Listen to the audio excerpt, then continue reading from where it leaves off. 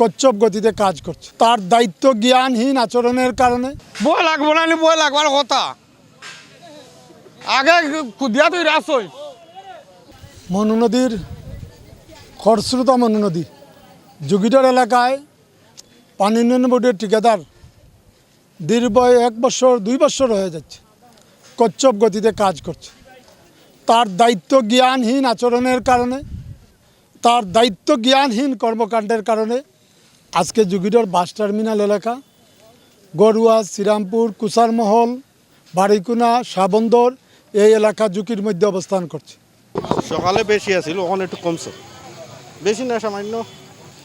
আতঙ্ক তো আছেই, সবাই আতঙ্ক তো আছে।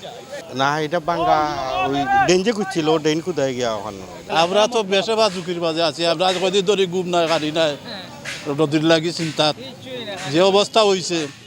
আর যদি সামান্য বাড়িতে তো চারিদিকে কেমনি দিয়ে নদীর অবস্থা খুব বেশি খারাপ, বান্দর অবস্থা খারাপ।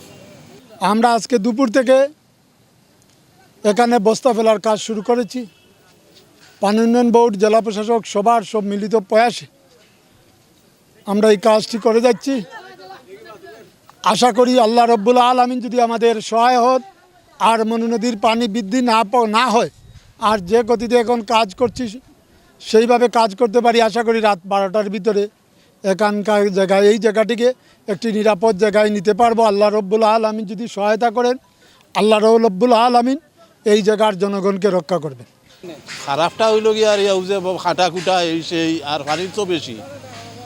বান তো এটা পুরানা বান, আর যে তারা ড্রেন ডাইন করছে কাটিয়ার ইটার কারণে। আর ইটা করা তো মোটামুটি নাইলে মাটির একটু সুবিধা হল। ইটা না করলে তো সারিয়া ভরি গেল না, কতখানে ভরি গেল। আশাবাদী এবেলা যদি পুরাটা এখন ব্যবস্থা দিয়ে দেওয়া হয় মোটামুটি একটু দিয়ে হইব। রাখার মালিক তো আল্লাহ।